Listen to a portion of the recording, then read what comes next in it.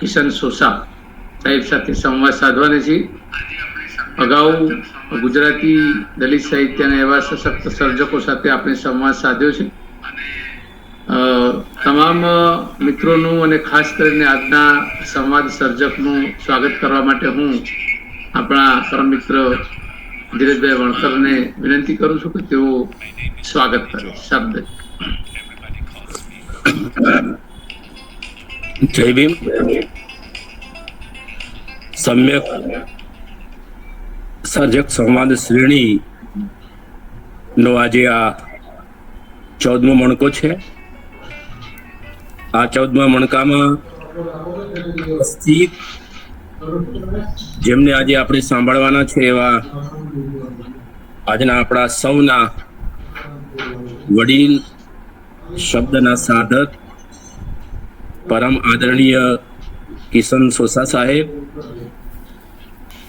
આ શ્રેણીનું આયોજન જેમણે શરૂ કર્યું એવા ત્રિપુટી 3 મિત્રો ડોક્ટર રતિલાલ રોહિત બોમ્બે, આનંદ વસાવા સાહેબ, જીવરાજ પારગી સાહેબ, અને દર શનિવારે આ સંવાદ શ્રેણીને માણવા માટે ઉપસ્થિત રહેનારા નટુભાઈ પરમાર, અરવિંદ વેગડા, હરીશ મંગલમ, નગીન ડોડિયા, કેટલાય મિત્રો છે જે સતત આ શનિવારે આ કાર્યક્રમને સાંભળવા માટે ઉપસ્થિત રહેતા હોય છે.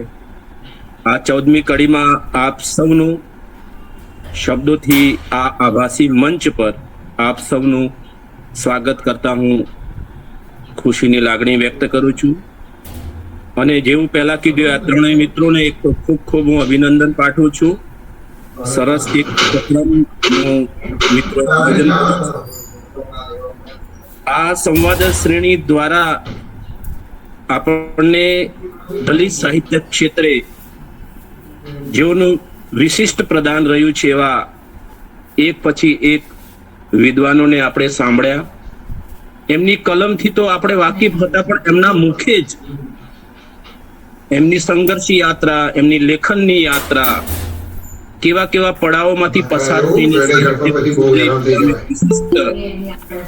પ્રદાન એવા મિત્રોને આપણે એક પછી એક ક્રમશઃ આ સંવાદ શ્રેણીમાં સાંભળ્યા, માણ્યા. આજે આપણી વચ્ચે આપણી જિજ્ઞાસાને સંતોષવા માટે જેવું રતિલાલભાઈએ વાત કરી કે લબ્ધ પ્રતિષ્ઠિત સાહિત્યકાર, પરમ શ્રદ્ધેય, પરમ આદરણીય, સન્માનનીય કિશન સોસા સાહેબ આપણી વચ્ચે ઉપસ્થિત છે. સર, આપનું આભાસી મંચ પર શાબ્દિક અભિવાદન હર્ષની લાગણી અનુભવું છું. ગુજરાતી દલિત સાહિત્ય જગતમાં વિશેષ કરીને ગઝલના ક્ષેત્રમાં આપનું વિશેષ નોંધપાત્ર પ્રદાન રહેલું છે. સરની પંક્તિઓથી જ, કિશન સોસા સાહેબની પંક્તિઓથી જ મને લાગે છે એમને હું આવકારું છું ચોક્કસ. અહીંથી જવાય રણ તરફ, અહીંથી જવાય રણ તરફ, અહીંથી નદી તરફ, અહીંથી જવાય ક્ષણ તરફ, અહીંથી સદી તરફ. અને એક બીજી ગઝલમાં સાહેબ વાત કરે છે, દિવસભર હું કરું વૈતરું, દિવસભર હું કરું વૈતરું, વેઠું વસમી વેઠ, મોડી રાતે ઊંઘી જતો, ભાંગ્યો દાદર હેઠ. એવા આજના આપણા સૌના વડીલ, જે સરજ પોતાનું નોખું પ્રદાન છે દલિત સાહિત્ય જગતમાં, એવા કિશન સોસા સાહેબને પુનઃ આ આભાસી મંચ પર આવકારું છું. સાહેબને સાંભળવા માટે ઉપસ્થિત આ કડીમાં 14મા મણકામાં ઉપસ્થિત બીકે સીએમ સાહેબ પણ હમણાં જોડાયા છે. આપ સૌનું હાર્દિક સ્વાગત કરું છું. અને હવે પછીનું આ 14મા મણકાનું સંચાલન કરવા મુંબઈથી જે આપણી સાથે જોડાયા છે, આમ તો રહે છે મુંબઈમાં પણ એમનો પગ લગભગ ગુજરાતમાં, એમનો મન તો ગુજરાતમાં જ હોય છે, એવા રતિલાલભાઈને વિનંતી કરું કે તેઓ શ્રી આગળ આ કાર્યક્રમને દબાવશે. પુનઃ સોસા સાહેબ, આપનું આ મંચ પર સ્વાગત કરું છું. નમો બુદ્ધાય. જય ભીમ. ધન્યવાદ. જય ભીમ. ખૂબ સરસ પરિચય આપે આપ્યો ધીરજભાઈ. આજના મણકામાં ખાસ વિશિષ્ટ બાબત એ છે કે કિશન સોસા એ સમગ્ર ગુજરાતી સાહિત્યમાં કોઈ અજાણ્યું નામ નથી અને નવી પેઢીને સતત પ્રેરણા આપતા રહ્યા છે. એમની કવિતાઓ, એમની ગઝલો ખાસ કરીને એ એમની પેઢીના સર્જકો સાથે તો સતત સંવાદ સાધતી રહી છે, ચેતના જગાવતી રહી છે અને આવનારી પેઢીને પણ એ પથદર્શક રહ્યા છે. સમ્યક સર્જક સંવાદ શ્રેણીનો હેતુ આ જ છે કે આપણા તમામ સર્જકો એમને આપણે આ એક ડિજિટલ મંચ ઉપર લઈ આવીએ. આવનારા સમયમાં તેઓ જ્યાં સુધી આ ટેકનોલોજી છે ત્યાં સુધી એવો જીવંત રહેશે. સહૃદય ભાવકોમાં, અભ્યાસુઓમાં અને સંશોધન વિદ્યાર્થીઓ પણ એમને જોઈ શકશે, માણી શકશે અને એમની પાસેથી ઘણું બધું મેળવીને પોતાના અભ્યાસને આગળ વધારી શકશે. આ એક ઉપક્રમ સમ્યક સર્જક, સમ્યક દ્રષ્ટિ તરફનો છે, જે તથાગત ગૌતમ બુદ્ધે સમગ્ર વિશ્વને આપી છે. જે જ્ઞાન બુદ્ધને પ્રાપ્ત થયું, સંબોધિ પ્રાપ્ત થઈ, એ જ્ઞાન, એ સમ્યક દર્શન આપણે સાહિત્યમાં જો લાવીએ અને એ સમ્યક દ્રષ્ટિથી સાહિત્યનું સર્જન થાય તો વિશ્વનું કલ્યાણ થાય. દુઃખ મુક્તિનો માર્ગ જે તથાગત ગૌતમ બુદ્ધે આપણને આપ્યો છે એનો એક રસ્તો સાહિત્યથી પણ આપણે મેળવી શકીએ છીએ. સાહિત્ય દ્વારા સામાજિક ક્રાંતિ થઈ શકે છે તો સાહિત્ય દ્વારા માનસિક શાંતિ પણ મળી શકે એમ છે. આપણા સમાજે વર્ષો સુધી અનહદ અત્યાચારો વેઠ્યા, સહ્યા. એ વંચિત, શોષિત, પીડિત સમુદાયની અથાગ વેદના જે માપી ન શકાય, જે પામી ન શકાય, જે સહી ન શકાય, એ વેદનાને જ્યારે વાચા આપવાની વાત શરૂ થઈ ત્યારે અનેક કલમો ઉમટી પડી અને એ કલમોમાંથી જે લોહીજાણ વેદના ટપકવા માંડી અને એ ટપકતી આજે સ્થિર થઈ છે. અને બાબા સાહેબે આપણને 1956માં ધમ્મનો માર્ગ પ્રશસ્ત કરી આપ્યો છે. આપણે વેદનાઓમાંથી પણ ઊંચું મસ્તક કરીને જોવાનું છે અને આપણે એ સમ્યક દ્રષ્ટિ તરફ નિરખવાનું છે. એટલે બાબા સાહેબે કહ્યું હતું કે ભલે તમારા પગ ગંદકીમાં હોય પણ તમારી દ્રષ્ટિ આકાશ તરફ હોવી જોઈએ. એ આકાશ તરફ, એ ઉન્નતિ તરફ અને એ સમ્યક દર્શન તરફ આપણે સાહિત્યને લઈ જવાનું છે. એટલે કોઈ વાળામાં બંધન ન થઈને આપણે જ્ઞાનના મુક્ત પ્રવાહ તરફ આગળ વધી રહ્યા છીએ, માનવતાવાદની આ દિશા તરફ વધી રહ્યા છીએ.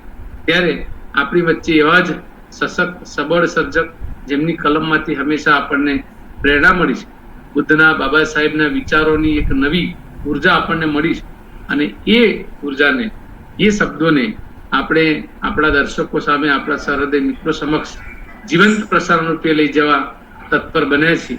ત્યારે કિશન સોસા સાહેબને હું હૃદયપૂર્વક આવકારું છું અને મારા મિત્ર ડોક્ટર આનંદ વસાવાને વિનંતી કરું કે તેઓ સાહેબ સાથે સંવાદ પ્રક્રિયા શરૂ કરે. ડોક્ટર આનંદ વસાવા. આભાર રતિભાઈ.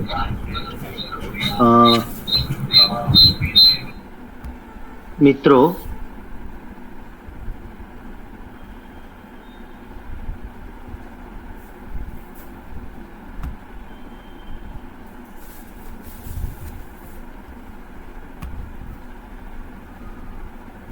અવાજ બંધ થઈ જાય છે. દેખાય. આનંદભાઈ, હા.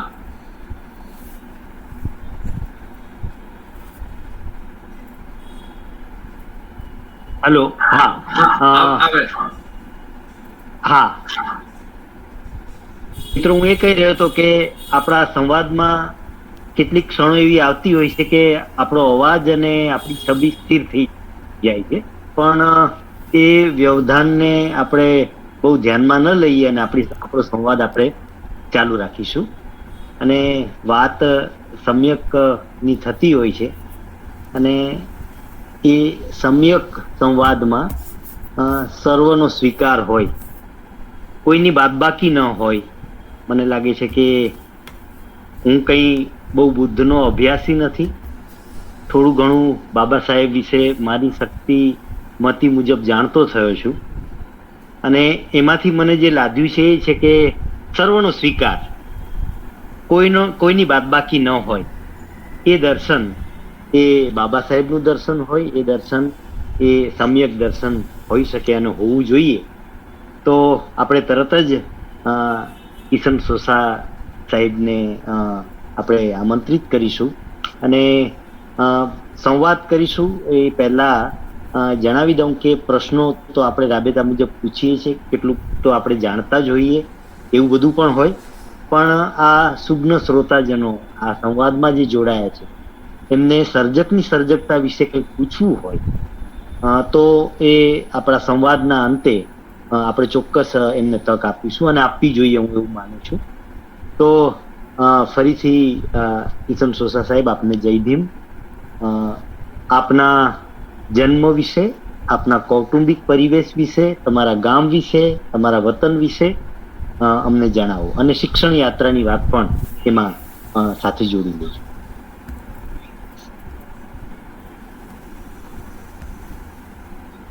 આપનું પ્રથમ તો શું અવાજ બંધ થઈ ગયો?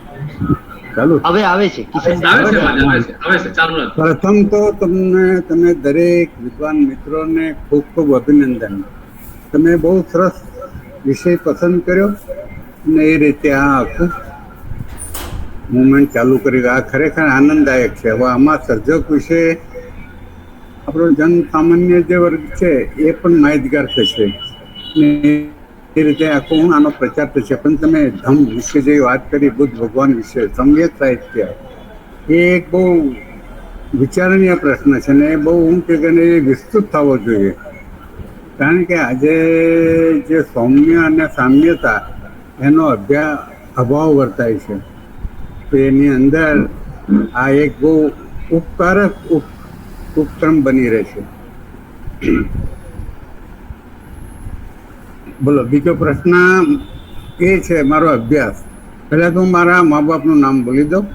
હા, આપના માતા પિતા, કુટુંબ અને આપનો જન્મ ક્યાં થયો એ પ્રદેશ વિશે અને પરિવેશ વિશેની માહિતી.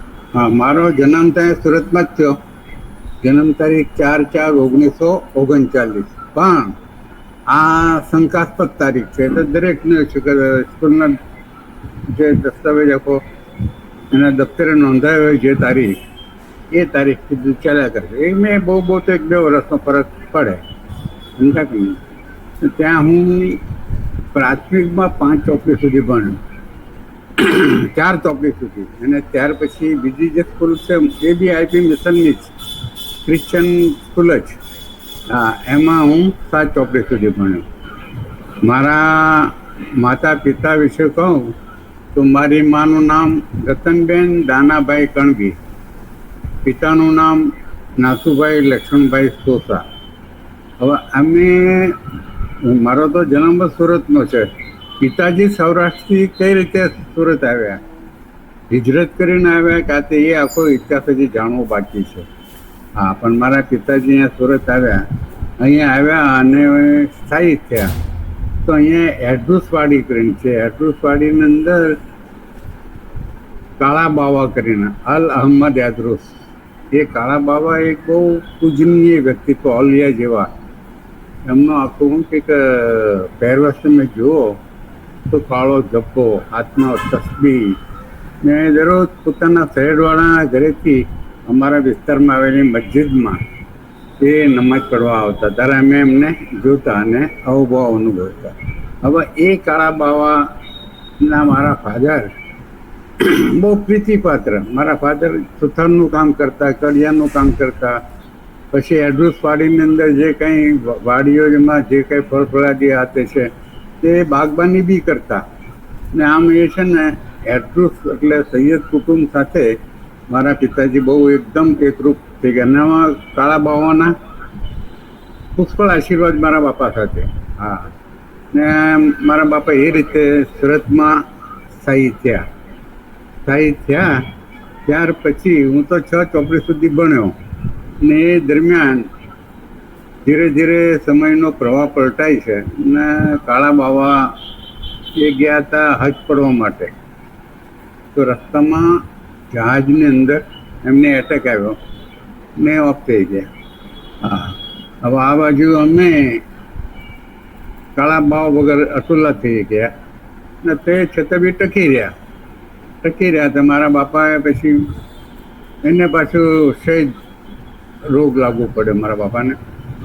હા, તો એ પછી ધીરે ધીરે આજે મારું તો આમ તો બહુ વિશાળ કુટુંબ હતું, 4 ભાઈઓ, હા એનો પ્રસ્તાર, હા તે બધું હતું, પણ એ ધીરે ધીરે બધા મણકા વિખરાતા ગયા.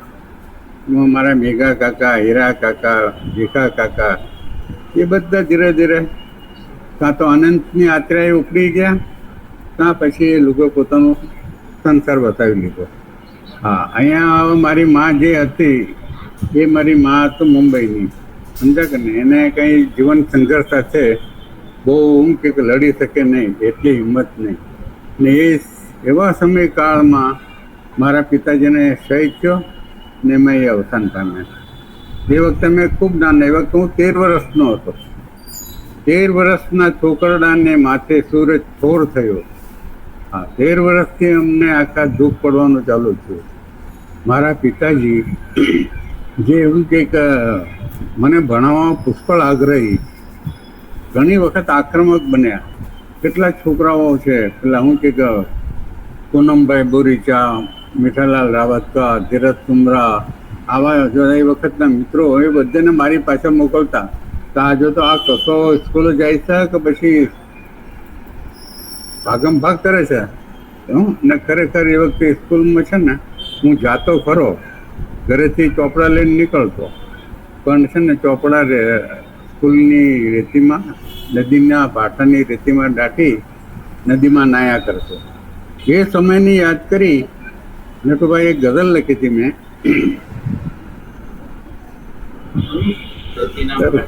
હા, વાઠાની રેતમાં અમે સ્કૂલ દાટતા, વાઠાની રેતમાં અમે સ્કૂલ દાટતા, તરતા વહેણમાં વમળમાં બેટ ચાલતા, 2-4 ભેરું બંધ અમે હારે જ હાલતા, 2-4 ભેરું બંધ અમે હારે જ હાલતા, સાંજે ખુદી નદી તળાવ ઘેર આવતા, સાંજે ખુદી નદી તળાવ ઘેર આવતા, મારે વઢે ન કોઈ ઘરે એટલે અમે, મારે વઢે ન કોઈ ઘરે એટલે અમે, કિસ્સામાં રામ વૃક્ષનું એક પાન રાખતા. છેલ્લો શેર છે કે એ સાપ તો વહી ગયો ભવરણ લીસોટતો, એ સાપ તો વહી ગયો ભવરણ લીસોટતો, આજે અમે અહીં પડ્યા આ ધૂળ ચાટતા. આ શિક્ષણના અભાવની વાત છે. આજે અમે અહીં પડ્યા આ ધૂળ ચાટતા. પછી બીજો પ્રશ્ન હતો રતિલાલભાઈ, અરવિંદભાઈ, બીજો પ્રશ્ન. કિશનભાઈ, તમે સાહિત્ય સર્જનની શરૂઆત ક્યારે કરી? બરાબર. અને એ સર્જન પાછળ કઈ પ્રેરણા અથવા તો સર્જક ઘડતર પરિબળો કયા? તમારી સર્જકતાને બહાર લાવવા માટે કયા પરિબળોએ ભૂમિકા ભજવી? આ તો બહુ કે વિશાળ પ્રશ્ન છે. પ્રથમ તો હા, ચાલો હું વાંચી જ બતાવું તમને. કેશોર્યથી અસ્તિત્વને કોઈ ખૂણે કવિતાનો કોંટો ફૂટ્યો હતો. વિશ્વની શેરીએથી પસાર થતા તારુણ્ય અનુભવ્યો હતો. ઉર્મિલ રહસ્યમય અનેકવિધ ભાવ સૃષ્ટિનો અકથ્ય અહેસાસ. એ અહેસાસને કાચા પાકા શબ્દોમાં કાગળ પર માંડતો રહ્યો. અવસ્થાજન્ય મુગ્ધતા અનુભૂતિ ઉર્મી ફેરતા રહ્યા. શબ્દ પ્રતિ શબ્દના પ્રાકટ્યમાં જીવાતું જીવન પણ મુખ્ય પરિબળ બની રહ્યું.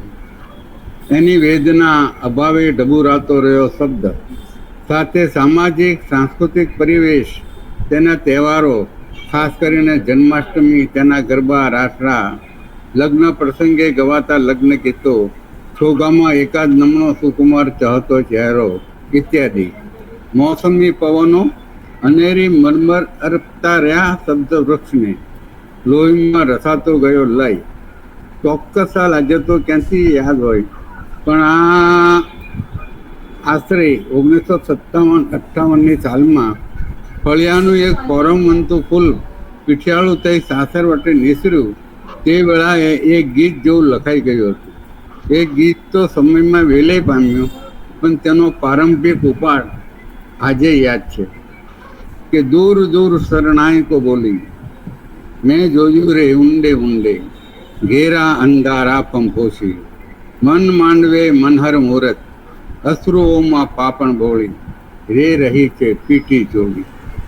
પીઠી ના હા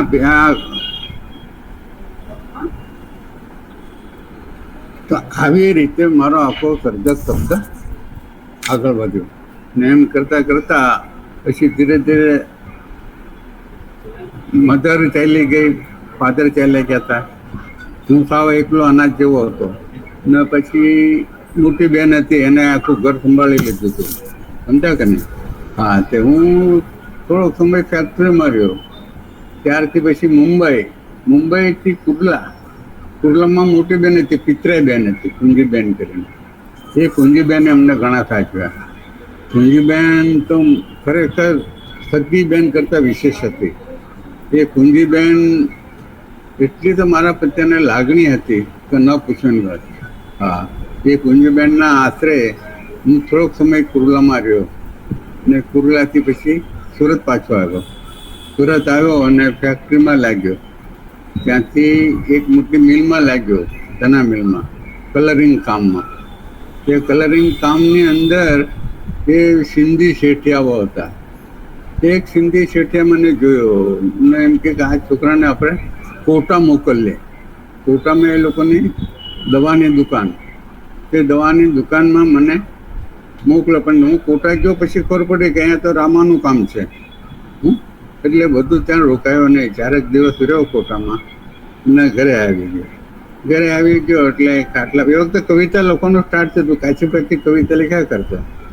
એ વખતે હું ખાટલા પર બેઠો હતો અને મારા પિતરાઈ ભાઈ મેઘજી માણંદ સોસા, મેઘજી માણંદ સોસા એ આવ્યા. એ ડ્રાઈવર હતા મહાનગરપાલિકા. એ વખતે સુધરાઈ હતી. સુધરાઈમાં તો મને કહે એટલે શું કરો છો? મેં તો આ બેઠો છું. તો કે ચાલો કામ કરીશ? મેં તો હા. એ મને ઉપાડ્યો અને ક્લીનર તરીકે સુધરાઈમાં લગાડી દીધો. તો સુધરાઈમાં લગાડી દીધો અને ત્યાંથી પછી મારી આખી જે આવારગી હતી એ આવારગી પર પૂર્ણવિરામ મુકાઈ ગયો અને ત્યાંથી પછી હું નોકરીમાં વળગી રહ્યો. તો વળગી રહ્યો એવો વળગી રહ્યો તો ઠેઠ આ રિટાયર છે ત્યાં સુધી.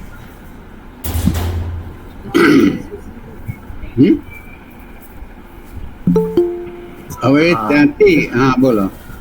હા, આગળ ચાલુ રાખો. ના, પણ હવે તમે અનુસંધાન કરો તો હું આગળ ચાલુ. હા, તો આપે તમારા વ્યવસાયની વાત કરી, તમે કેવી રીતે રોજગારીમાં જોડાયા એની વાત કરી. આમ તો સુરત પ્રદેશ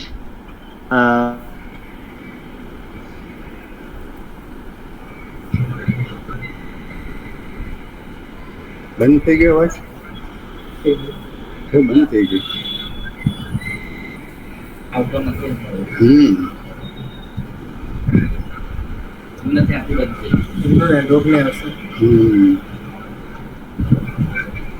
હા આનંદભાઈ, અવાજ?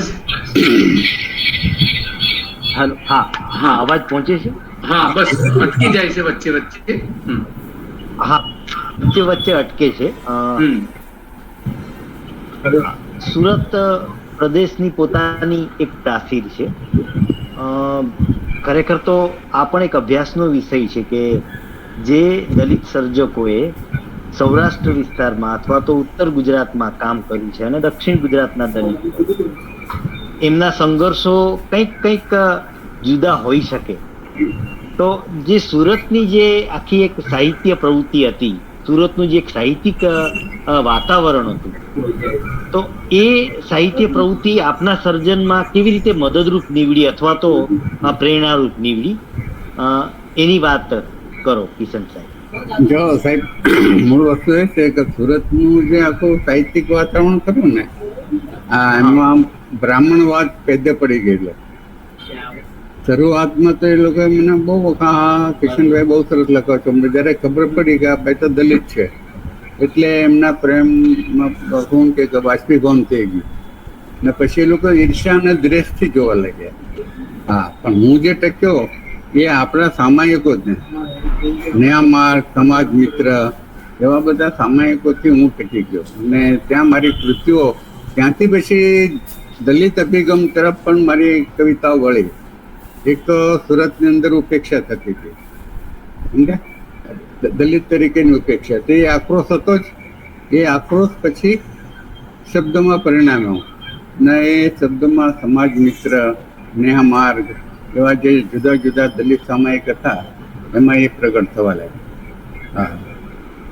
હા, નટુભાઈનું પ્રદાન ખરેખર ખૂબ વિશિષ્ટ છે. વિશિષ્ટ એ રીતે છે કે નટુભાઈએ જે સમાજ મિત્રના વિશેષાંકો બહાર પાડ્યા છે ને, તો એક ઐતિહાસિક કામ છે ને એ બદલ તો નટુભાઈને જેટલા ધન્યવાદ આપે એટલા ઓછા છે. અને નટુભાઈને હું જ્યારથી સર્જક તરીકે તો ત્યારથી અમને મારી પ્રત્યે વિશેષ સ્નેહ ભાવ. એ માહિતી નિયામક તરીકે રાજકોટમાં હોય, અમરેલીમાં હોય, ગમે ત્યાં હોય મને બોલાવતા અને પછી હું અમને ત્યાં રહેતો 3-4 દિવસ. ને એક વખત તો અમરેલીમાં અમને કિશન સોસા સાથે એક સાંજ એવો પ્રોગ્રામ કરેલો. હવે એની અંદર કે હજારા એવા ભરત વિંજુડા અને કિશોર મકવાણા એ બે માતબર શ્રોતાજનો મેં કાવ્ય પઠન કર્યું છે. ને એવી રીતે નટુભાઈની સાથે તો હું પુષ્કળ સંકળાયેલો છું. હા, આપની વાત બિલકુલ સાચી કે આ સામયિકોનું કામ એ માત્ર કોઈકની સર્જન પ્રક્રિયા અથવા તો કોઈકના લેખોને પ્રકાશિત કરવાનું જ નથી હોતું, પણ એક સાહિત્યના વાતાવરણને ઊભું કરવાનું, એને ઘડવાનું પણ હોય છે. અને એ રીતે આપ બિલકુલ ઉચિત રીતે સમાજ મિત્રને યાદ કરી રહ્યા છો. આપણે તો ઈચ્છીએ કે એ સમાજ મિત્રની ફાઇલો એ અભ્યાસીઓ સુધી કેવી રીતે ઉપલબ્ધ થાય કે એને કયા ફોર્મમાં આપણે પહોંચાડી શકીએ, પણ આપણા માટે એને પુસ્તક આકારે બહાર પડ્યો, ગ્રંથ સ્વરૂપે બહાર પડ્યો, ગ્રંથ સ્વરૂપે. બરાબર. પણ આપની વાત પરથી એ બાબત તો સમજાય છે કે સુરત અને મુંબઈના સાહિત્યકારો, દલિત સાહિત્યકારોએ આ બાજુ અમદાવાદ અને ઉત્તર ગુજરાત તરફ અને અહીંની સાહિત્યિક પ્રવૃત્તિ સાથે જોડાવવું જ પડે એવી કોઈક પરિસ્થિતિ તો હતી જ. તો મારો આગળનો પ્રશ્ન છે કે આપને વિશેષ કયા સ્વરૂપમાં રુચિ રહી છે અને એ સ્વરૂપ આપને કેમ ગમ્યું અને એની કોઈક ખાસિયત કે વિશેષતા એને વિશે થોડી વાત કરો. એમાં તો આખું છે ને કે કેવું ફિલિંગ થાય છે આપણને. એમાં તો ગઝલ હોય તો ગઝલના મૂડમાં લખાયા છે. તમને યાદ ન હોય પણ છે ને તો ગઝલો છંદમાં લખાતી, પણ છંદ મને આવડતો નહોતો. જે મારી પ્રાથમિક ગઝલો છે ને એ બધી છંદ વગર લખાણી છે. હા, ને એ છંદ વગરની ગઝલોમાં પણ આક્રોશ તો વ્યક્ત થતો જ.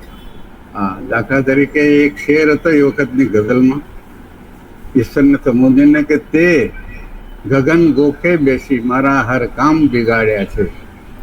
આ છંદ કંઈ નથી, ખાલી ભાવ જ છે કે તે ગગન ગોખે બેસી મારા હર કામ બગાડ્યા છે. ચાહ્યું નથી, ચાહીશ તારી હસ્તી હલાવી નાખી. હવે હસ્તી તો હલાવવા બાજુ પર રહી ગઈ, આપણી હસ્તી ચલી ગઈ, સમજ્યા કે નહીં? હા, પણ એ રીતે આ બધું એ બધું ચાલતું હતું એ વખતે.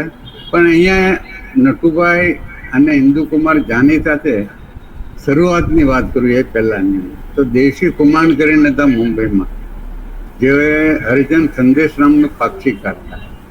ને આમ તમે જોવા જાઓ ને તો એ કવિતાની દ્રષ્ટિએ પછી સામાજિક રીતે, રાજકીય રીતે, બધી રીતે દેવશીભાઈ જે બહુ એડવોકેટ હતા, કવિ હતા ને હરિજન સંદેશના એ પાક્ષિકના તંત્રી બન્યા. ને ત્યાર પછી અમારી સાથે જે ઘનિષ્ઠ સંબંધ થયા એનાથી મને ઘણું જાણવા મળ્યું. એમાંથી દેશીભાઈ તો પોતે કવિ હતા, એટલે એમને બહુ સરસ કવિતા લાગે. એમનું કાવ્ય એ પઠન પણ બહુ અદ્ભુત કરતા. પ્રસ્થાન છે મુજ ઉર્ધ્વગામી, ના પૂછ્યો મંજિલ કહા. આ દેશીભાઈની પંક્તિઓ, એની આખી કવિતાઓ. તો દેશીભાઈ સાથે તો ઘણો વખત રહ્યો, અને એમની સાથે કવિતામાં એમ કે તમે છે ને તે અછાંદસ લખતા જ નહીં, શોર્ટકટ પસંદ કરતા નહીં, લય અને છંદમાં સશક્ત બનો, લો અને એમાં નિષ્ણાંત બનો, પછી જ કે તમે શોર્ટકટમાં આવજો, એટલે અછાંદસમાં આવજો. એટલે મેં અછાંદસ તો પછી પાછળથી લખ્યા. બે પહેલાં તો ગીત ગઝલો પર જ મેં મારી કલમ ચલાવી, ને એ રીતે આખું. ને દેવસીભાઈ એમ તો મેં મારા જે શ્રેષ્ઠ કાવ્યનું પુસ્તક છે એ દેવસીભાઈને અર્પણ કર્યું છે. હા, દેવસીભાઈને અર્પણ કર્યું છે. એક પુસ્તક નટુભાઈને અર્પણ કર્યું છે, એક પુસ્તક ઇન્દુકુમાર જાનીને અર્પણ કર્યું છે. જે લોકોનું મારા સર્જનમાં અથવા જીવનમાં પણ પ્રદાન હતું એ સર્વને મેં યાદ કર્યા છે. કિશનભાઈ, સુરત અને મુંબઈ એ નજીકના પ્રદેશોને એનો વિશેષ સંપર્ક, આ બે શહેરો અને પ્રદેશો. તો આપના સર્જન ઉપર જે મુંબઈમાં આંબેડકરી મુવમેન્ટ આખા દેશમાં પ્રસરી, એનો કોઈ પ્રભાવ રહ્યો ખરો? એમાં છે ને આનંદભાઈ, એમાં આખી વાત શું છે કે હું મુંબઈમાં મારા મામાનું ઘર હતું શીશ પોકલી, શીશ મેલમાં. હવે એ વખતે હું કવિતામાં નવો પડેલો, મને કાંઈ બહુ ઊંડી સમજ નહીં કે આ દલિત કવિતા અને આ લલિત કવિતા. પણ એ વખતે નારાયણ સુરે બાજુના ફ્લેટમાં આવેલા. પછી હું એમને મળવા ગયો હતો. પણ એમને યાર વાત શું કરું? મેં તો હા અચ્છા ગુજરાત મેં બી લિખતે હૈ જોતે. પણ એ વખતે દલિત મુવમેન્ટ કા તે મને કાંઈ ખબર નહીં.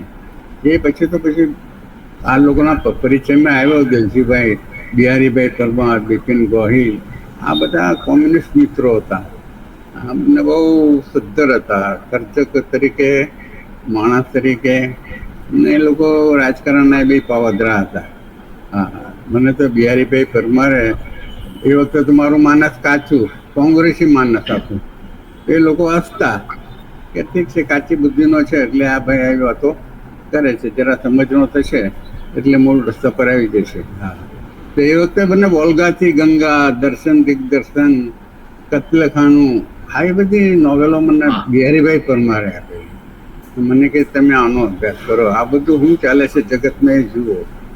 તો એ પછી એ બધું આપણો આખો અભિગમ ધીરે ધીરે ફેરવાતો ગયો. છેલ્લે તો મેં કાર્લ માર્ક્સ વિશે બી એક અછાંદસ લખ્યું. એ નટુભાઈ, એ કાર્લ માર્ક્સ વિશે જે અછાંદસ લખ્યું એ નવા માર્ગમાં પ્રગટ થયું તો એની ઘણી સારી અસર થઈ. તો એ મુંબઈમાં રશિયન એલચી કચેરીમાં એ વખતે બટુકભાઈ દેસાઈ એ લોકોએ આખી કવિતા વાંચી. ને એ કવિતા રશિયામાં ગુજરાતી જાણતી એક રશિયનબાઈ એની પર એ કવિતા મોકલાવી. એ કવિતા મોકલાવી કે આનો રશિયન અનુવાદ કરો. હા, ના બટુકભાઈ મને બોલાવ્યો કે તમે મુંબઈ આવો. હું મુંબઈ ગયો મારા મિત્રો સાથે, અનુપમ કુમાર ને હું. તો ત્યાં વાતચીત કરી બટુકભાઈ સાથે. તો કે કિશનભાઈ અંગ્રેજી આવડે? મેં તો ના, પોતતા રહેતા. કે મરાઠી? તો મરાઠી પણ નથી આવડતું. જો અંગ્રેજી આવડતું હોત, અરે મરાઠી સુદ્ધા આવડતું હોત, તો એ લોકો મને રશિયન એલચી કચેરીમાં લઈ લેવાનું. એક જસવંતભાઈ હતા, જસવંતભાઈ કરીને. એ જસવંતભાઈ મને કીધું કે કિશનભાઈ તમે ભાષાથી ટૂંકા પડી ગયા, નહીં તો આપણે મહિનામાં એક વખત તો મોસ્કોની સફર કરતે જ. મેં તો જેવું નસીબ. અથવા ઘણી વખત આ છે ને તે ભાષા પણ બહુ જીવનમાં અગત્યનો ભાગ ભજવે છે.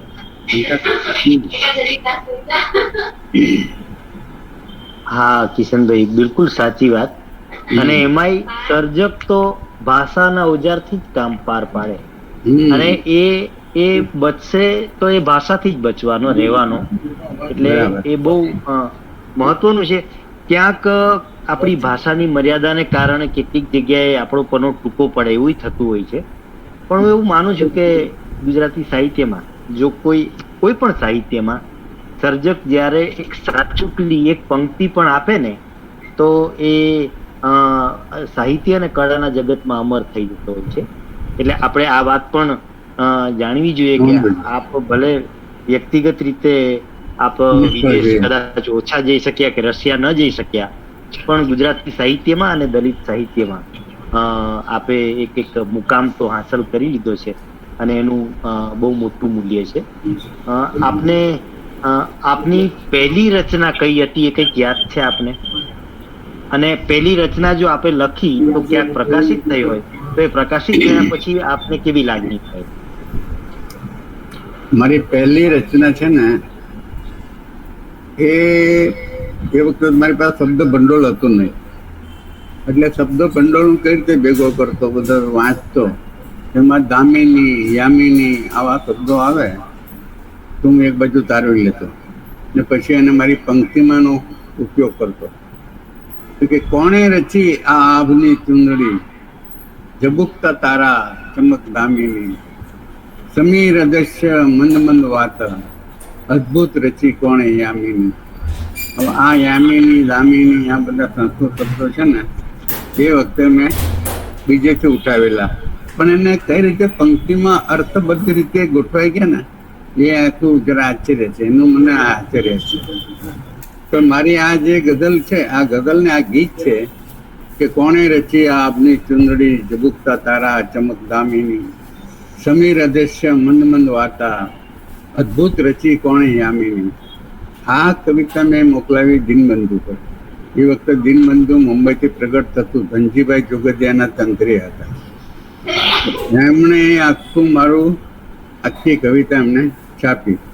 એ પહેલાની હું તમને વાત કહું તો એ પહેલાની વાત એ છે કે આ હું જે સાહિત્યમાં પડ્યો ને એમાં પહેલો અનુભવ ધીરજ સુમરા સાથેનો. એમાં એવું થયું કે એ વખતે તો મેં શબ્દ માંડ્યો હતો કાગળ પર ને અમે એક ઠેકાના વોલીબોલની રમત જોતા હતા. તો ત્યાં ધીરજ એ વખતે ધીરજ કોમર્સમાં અભ્યાસ કરતો. તો એની વાર્ષિકી સાહસમ એનો અંક લાવ્યો. મને કે આમ એક લેખ છે વાંચ. એટલે મેં જો તારા નામ પર છે ને આ તો ધીરજ સુમરા કે આ છે મારા નામ પર, આપણા સાહિત્યનો અમૂલ્ય વારસો. એ લેખનું શીર્ષક કે આપણા સાહિત્યનો અમૂલ્ય વારસો, એની નીચે લેખક તરીકે ધીરજ સુમરા. મને એમ કીધું તારો છે ને કે મારો તો નામ મારું છે કે હા તો આપણા સાહેબ ખરા ને કિનારીવાલા, શાંતિલાલ કિનારીવાલા, એમનો આખો લેખ છે ને એમને મારા નામ પર લખ્યો છે. તો એટલે મેં તો ભલા માણસ તો પછી લા ને હું બી મારા નામ પર છપાવ. તો કે છપાવ. તો મેં લઈને દિનબંધુ પર મૂક્યો. તો દિનબંધુમાં આખો લેખ છપાયો. પણ એમાં હું ધનજીભાઈ જોગદિયાએ બોલ્ડ અક્ષરમાં કિશન કુમાર એન સોસા એ આખા બોલ્ડ ચોપડીમાં મારું નામ વાંચ્યું ને આ તેને કોણ છે ને એ કેવું ઠેસ વાગી ગઈ કે હું પછી તરત સાહિત્યમાં આવી ગયો. વાંચન લેખન ના તેને બધું કુદરતી રીતે બધું સંકળવા લાગ્યું. ને ત્યાર પછી હું વાંચનમાં પુષ્કળમાં વાંચ્યું પુષ્કળ. ને પછી રીતે હું શબ્દમાં આવ્યો.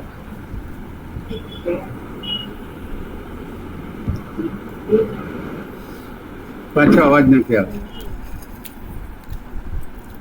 હા, આપની પહેલી કૃતિ, પહેલું પુસ્તક આપનું કયું અને ક્યારે પ્રકાશિત થયેલું? એ પણ વાત કરું. મારી પહેલું પુસ્તક સહરા આખો કાવ્ય સંગ્રહ, સમજ્યા કે નહીં? હવે એ સહરા કાવ્ય સંગ્રહ એમ તો સુરતમાં તો ઉપેક્ષાનું વાતાવરણ પુષ્કળ. એ છતાં તમને કહું કે એક વ્યક્તિ એવી હતી કે જેને મારા સંગ્રહ છાપવાની હિંમત દાખવી, અને એ હતા શાંતિલાલ રામકાકર, શાંતિલાલ શાહ, સુવાસિત સાહિત્ય પ્રકાશન. એમણે મારી પાસેથી આખી સહરાની આખી પ્રતો લઈ લીધી અને સુવાસિત સાહિત્ય પ્રકાશનના નેજા હેઠળ એ આખો સહરા છાપ્યો. જો કે એના બાહ્ય રૂપ રંગ તો કંઈ ઠેકાણા નથી, પણ આટલી મારી કૃતિઓ ગ્રંથસ્થ થઈ એનો આનંદ છે. હા, ને એ માટે શાંતિભાઈએ જ્યારે સુરતમાં આટલું ભયંકર ઉપેક્ષાનું વાતાવરણ હોય તારે આ શાંતિભાઈ આ હિંમત દાખવીને ઉપરથી પછી 150 રૂપિયા મને પુરસ્કાર ના હતો. બોલો. ને પછી તો સહારા તો બધા એક મનનલાલ ચોકસી હતા, એમને મારા સંગ્રહને વખાણ હતું. બીજા બધા મૌન. દરેકને એમ થતું કે આ તો હારો દલિત જેવો પાછો એમાં ક્યાંથી આવે. તે એ બધી દ્રેશીલા તો પુષ્કળ. ને તો આજે નામ લઈને તમને કહું ને તો ભગવતી કુમાર શર્મા એકવાર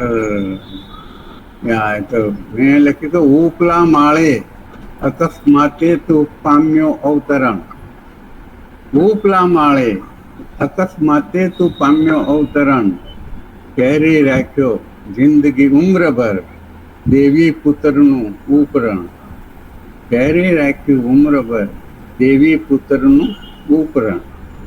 આ જે કથિત બ્રાહ્મણો એના સાથે આ વર્ણાશ્રમનું જે મોટું કોઈ હું કે એની એની અસર હોય અથવા તો વર્ણાશ્રમ જે કોઈ મોટી કોઈ આપણે થતો હોય તો એ આ વર્ણાશ્રમ છે. વર્ણાશ્રમ એકદમ થર્ડ ક્લાસ લોકોને તે એકદમ ઉપર બેહાડી દે. એ ચોથા માળ પર પહોંચી જાય. બાબા સાહેબે કીધું છે કે આ વર્ણાશ્રમ એ બિલ્ડિંગ એવી છે, સીડી વગરની બિલ્ડિંગ છે. પુત્ર ગમે એટલો તેજસ્વી હોય, મેધાવી હોય, પણ એ બીજા માળ પર જઈ શકે નહીં. આ ખતરનાક વાત છે. હા બોલો. બિલકુલ સાચી વાત કે ખબર નહીં કેમ જ્યાં આ પ્રકારના ભેદભાવની વ્યવસ્થા હોય જે સમાજમાં, ત્યાં કોઈ પણ ધર્મ હોય કેવી રીતે શકે? એ સંપ્રદાયો હોઈ શકે. એટલે આપણે ત્યાં તો આ બધા સંપ્રદાયો છે અને એ સંપ્રદાયોએ આખી પરિસ્થિતિને વકરાવી. બાકી તો સૌથી પહેલી વાત તો સમાનતાથી જ આખી વાતની શરૂઆત થવી જોઈએ. કોઈ પણ તત્વજ્ઞાન હોય કે કોઈ પણ અધ્યાત્મ હોય, પણ મને લાગે છે કે એ પરિસ્થિતિએ જ તમારા જેવા પ્રતિબદ્ધ સાહિત્યકારોને એક સ્થાન આપ્યું. પણ આપનું લેખન એ કયા સામયિકમાં સૌથી પહેલા આવેલું, અને આપને એવું લાગે છે કે કોઈક એકાદ સામયિક એમાં છપાયું હોય તો મને વિશેષ આનંદ થાય એવું કોઈ સામયિક નું નામ આપ કહી શકો? ના, એ વખતે તો સહજ રીતે કુમારમાં આવતું, કવિલોકમાં આવતું, નવનીત સમર્પણમાં આવતું. નવનીત સમર્પણમાં તો કુંદનિકા બેન કાપડિયા મારા ગીતો ચિત્રની ઉપર આખા મુદ્રિત કરતા. હા, એ રીતે તો ઘણો આનંદ થાય એવી ઘણી વસ્તુ છે. પણ તમને એક બીજી વાતે કહી દઉં કે એની અંદર પછી એવું થાય છે કે કવિલોકના તંત્રી બચુભાઈ રાવત. હા, બચુભાઈ રાવત તો મારી સાથે બહુ સારા. પણ એક વખત એવું થયું કે મેં એમને પાસે ગીત મોકલાવ્યું કે રાધાની છાતી પર ઝૂકીને કોક વાર રોયા હશે ઘનશ્યામ. એટલે બચુભાઈ મને કહે કિશનભાઈ, ભગવાન તો કઈ રોતા હશે? મેં તો જે ભગવાન રોઈને તે ભગવાન છે ને. તેમને એ ગીત છાપ્યું નહીં. એ ગીત મેં મોકલાવ્યું સુરેશ દલાલ પર. તો સુરેશ દલાલે એ જ ગીત કવિતામાં છાપ્યું પોતાની કવિતા સાથે.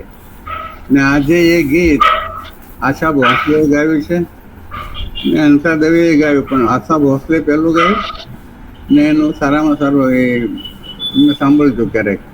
ઠીક છે, તો લલિત ગીત છે. બરાબર.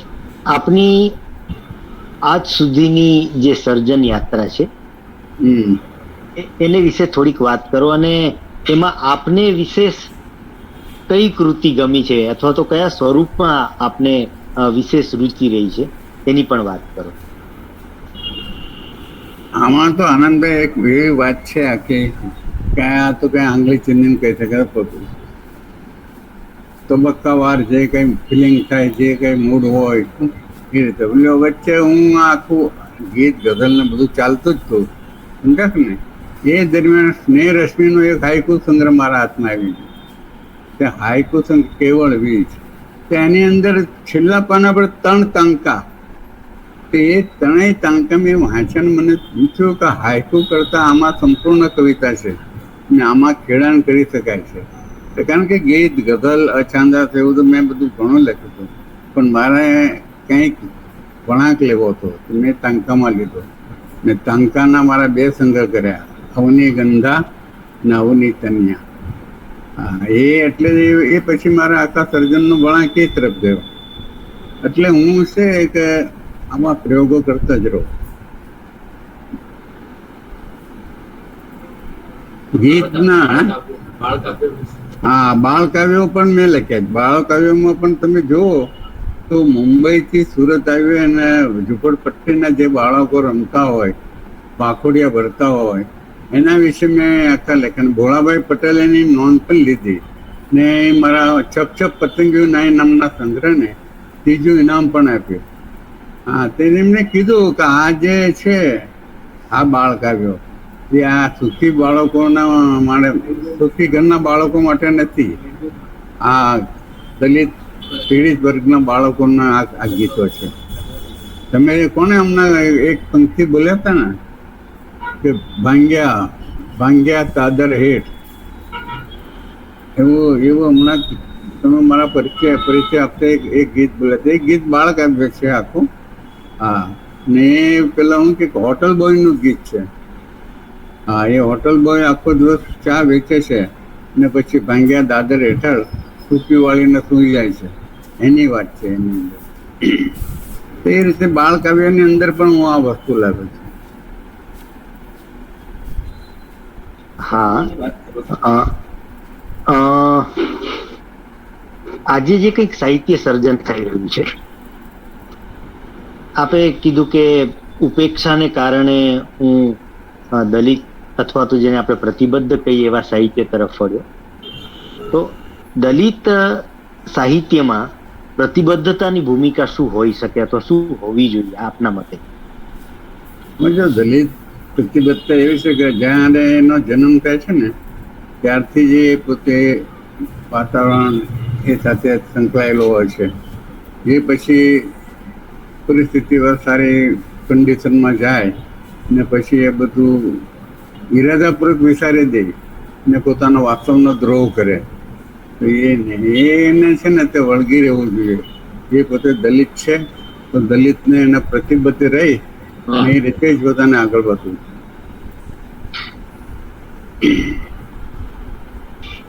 બરાબર. દલિત અને લલિત સાહિત્ય નું જુદાપણું આપ કેવી રીતે જુઓ છો? અથવા તો દલિત સાહિત્યમાં કઈ એવી બાબત હોવી જોઈએ કે જે લલિતમાં ન હોય પણ દલિતમાં તો અનિવાર્યપણે હોય? એક તો વાત એ છે કે દલિત જે છે ને લલિત એ અલગ છે. દલિત છે ને એ તો જન્મે જ દલિત છે, એટલે તો જ્યારે બી એવું કે શબ્દ માન છે તેમાં તો એ દલિત પણ આવવાનું છે. સમજે કે એ આક્રોશ આવશે, એ આંસુ આવશે, બધું આવશે. પણ તમે લલિતની વાત કરો છો, એ લલિતનું ક્યારે કે જ્યારે દલિત 2 પાંદરે થાય છે ને એને કંઈક વિશેષ બનવું છે ને એને એમ થાય છે કે હું આ ટોળામાં રહીશ તો આ મૂલ્યાંકન થશે મારું. સમજ્યા કે ને એમ કહીને પછી એ છે ને તે લલિત તરફ પડી જાય. તો એ વાસ્તવનો દ્રોહ છે. નારાયણ સુર્વે કીધું છે કે જે લોકો પોતાના વાસ્તવને છુપાવે છે એની પર મને વિશ્વાસ નથી. ગુડ. તો એ પોતાના વાસ્તવને વફાદાર રહેવો જોઈએ. બરાબર. આપને આપની આ સર્જન યાત્રા દરમિયાન કયા કયા પારિતોષિકો મળ્યા છે એની માહિતી આપો, અને કયા સન્માનથી તમને વિશેષ આનંદ થયો કે ગૌરવ થયો એવા કોઈક પારિતોષિક કે ઇનામની વાત પણ કરો તો ગમશે. આમાં એવું છે ને કે તમે મારી કૃતિ વખાણો, દિલથી વખાણો, તો એ મારા માટે મોટું પારિતોષિક છે. સમજ્યા કે નહીં?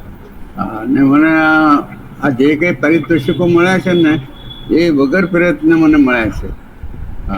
મેં પારિતોષિક વિશે ક્યારેય મેં હાથ લાંબો કર્યો નથી. આ મારા બાળ કાવ્ય સંગ્રહને બી જે સંગ્રહને મળ્યો, એ કવિતા ના મળે. હવે તમે આખું કહો છો ને કે એ જો મારા તો 17 કાવ્ય સંગ્રહ થઈ ગયા, એ બધાની આખી નામાવલી બોલું.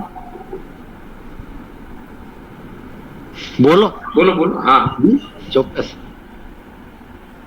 જો પહેલું તો મારું નામ કિશન નાથુભાઈ સોસા, જન્મ 4/4/1939, સુરત મહાનગરપાલિકામાં સંવાહક. આ સંવાહક વિશેની વાત હું પછી તું વાંચેલી પછી કહું તમને. પહેલો 1977માં કાવ્ય સંગ્રહ આવ્યો એ સહારા. ને જો સહારા જે આવ્યો, સહારા શીર્ષક, મેં દેવસી કુમારને કીધું કે મેં આ સહારા રાખ્યું છે, બોલો તમને આમાં શું લાગે છે? સહારાને તમે કોનું પ્રતીક માનો છો? તો કે જગતના દરિદ્ર અને અકિચન વર્ગના લોકો જે છે એ સહારાનું પ્રતીક છે. એટલે દલિત કવિતા કહો કે એ બધું આવી રીતે જાણે મારામાં વ્યક્ત થતું રહ્યું છે.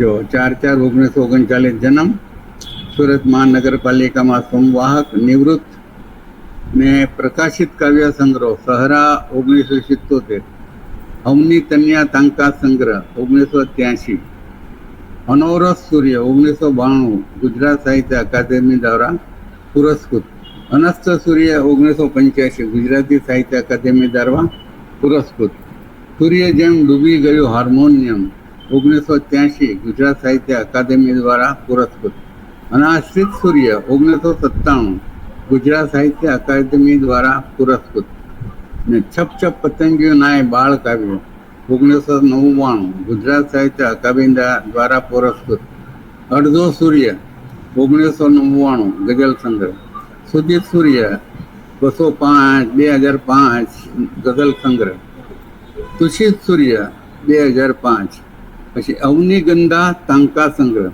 2005, ને સહારામાં સપ્ત સૂર્ય 2008, પોસ્ટ સ્ટેન્ડ પાસે ઊભી છે ગઝલ એ 2010, ને ધુમ્મસમાં પજળતો સૂર્ય એ 2012, ખોલ ફકીરી બારી ખોલ એ સંપાદન 2012માં ગુજરાત સાહિત્ય અકાદમી દ્વારા પ્રકાશિત મહત્વના ગીતોનો સંચય, સંપાદન મનોહર ત્રિવેદી, ને 92 બંધ કરવાની ક્ષણે 2016, ને 18મો વીંઝું છું સૂર્ય ગોપણે 2016 દલિત કાવ્ય સંગ્રહ.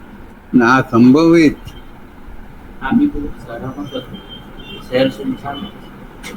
અરે હા તો હું ભૂલી જાઉં છું. હા હમણાંનો આ 2000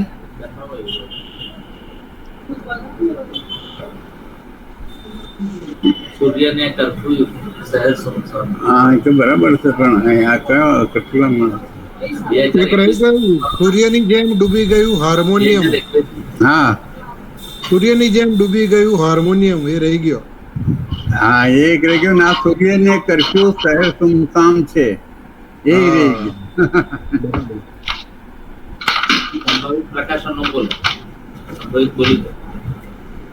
ત્યારે આ બધું બોલાઈ ગયું ને. હવે સંભવિત પ્રકાશન. હા બોલો. હા બોલો, આપ બોલો. સંભવિત આગામી પ્રકાશનો જેને આપણે કહીએ. હા એ પણ એ તો થાય ત્યારે, હમણાં તો બધું થશે જ.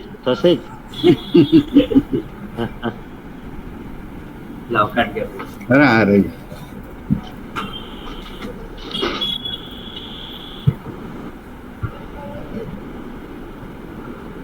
બારાક્ષરી બાર સૂર્ય. બારાક્ષરી બાર સૂર્ય એ દલિત પ્રતિબદ્ધ કાવ્ય સંગ્રહ છે. પછી ચંદ્રને સમર્પિત પિરામિડો એ સંપાદન, મહત્વના અછંદસોનો સંચય. પછી ટપકે ટપકે ચંદ્ર ટપકે ટીપે ટીપે સંપાદન, મહત્વના તાંકાઓનો સંચય. અને છેલ્લે સકળ સૂર્ય સમગ્ર કવિતા. હવે આ બધી વાતો છે, પછી ચાહે સાકાર થાય ત્યારે સાચી. આ સંવાહકની વાત કરું તો કવિ તરીકે મારું નામ ગુજરાતમાં થઈ ગયું, બરાબર. જ્યાં નોકરી કરતો હતો એ મહાનગરપાલિકામાં પણ થયું કે કિશનભાઈ એમ કે આ જનસંપર્કમાં છે ને, એટલે હું કે પ્રેસમાં છે એ વખતે મને પ્રેસમાં મારી બઢતી થઈ હતી, તો પ્રેસમાંથી બી કાઢીને એમને જનસંપર્ક વિભાગમાં સંભાગ તરીકે લો. અને એ માટે અનિલ કિશોર પંડ્યા કરીને હતા, માહિતી ખાતામાંથી આવેલા, કદાચ નટુભાઈ ઓળખતા હોય. એ અનિલ કિશોર પંડ્યા એ વખતે અમારા સાહેબ હતા ને મારા પ્રત્યે બહુ પ્રેમ આવે. એ બધું આખું કે સશક્ત માણસ હતા. હા, તો એમને કે કિશનભાઈને આપણે જનસંપર્કમાં અથવા સાંસ્કૃતિકમાં લઈ લઈએ, પ્રેસમાંથી ઉપાડી લઈએ.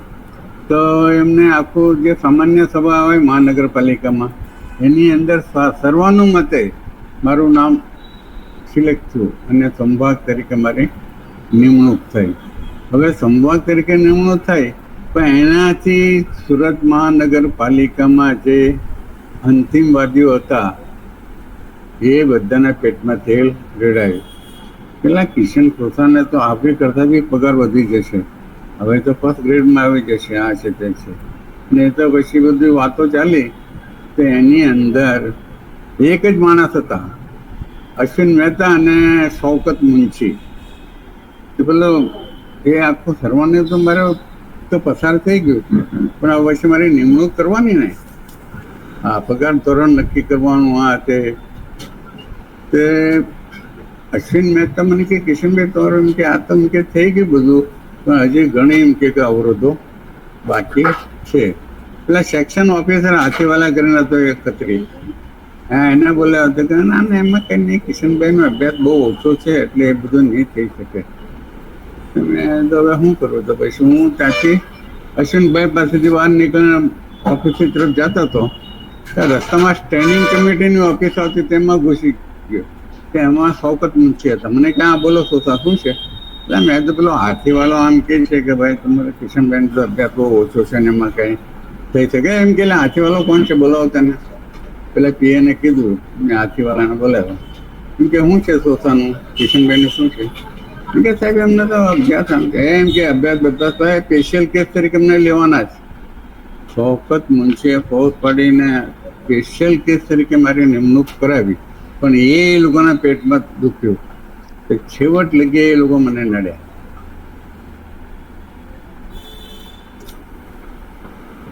ને મૂળ વસ્તુ તો શું છે કે જનસંપર્ક વિભાગમાં જ્યારે હું સંભાગ તરીકે થયો, તો જનસંપર્ક પર જે હોદ્દો સંભાળનારા હતા, જનસંપર્ક અધિકારીનો પૂરા સમયનો, એમાં બધા ડોબા જ આવતા, મોટા ભાગના ડોબા હતા. એક તો કમિશનનો પીએ હતો, એ પણ મહાડોબો હતો, પણ એ બધે મારી શક્તિનું શોષણ કર્યું.